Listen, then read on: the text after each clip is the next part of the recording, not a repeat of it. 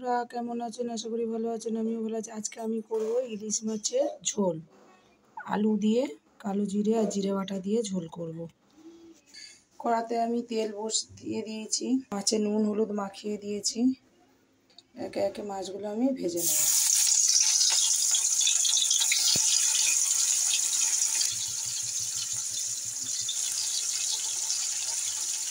একে একে আমি উল্টে দেবো।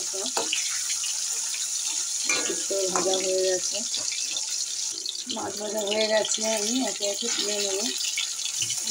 মাছটা ভেজে নেবো একে একে। কড়ার মধ্যে মাছ ভাজা হয়ে গেছে আমার। এবারে দেবো একটু কালো জিরে ফোড়ন, কাঁচা লঙ্কা দিয়ে আমি আলুগুলো দিয়ে দেবো। আলুগুলো একটু ভালো করে আগে ভেজে নেবো।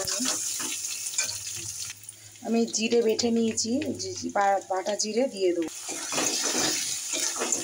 ভালো করে শুকিয়ে নেবো। দেবো হলুদ, ধনের গুঁড়ো, সামান্য একটু কাশ্মীরের লঙ্কা। ভালো করে কষাবো, মশলাটা কষিয়ে নেবো। আপনারা বেগুনও দিতে পারেন, বেগুন আলু দিয়ে ইলিশ মাছ দিয়ে। আমি বেগুন দিলাম না।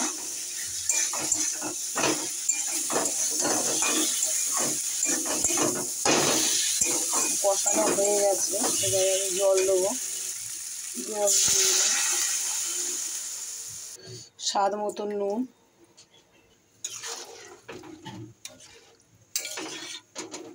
আমার ঝোল ফুটছে। একে একে মাছগুলো আমি দিয়ে দেবো। এবারে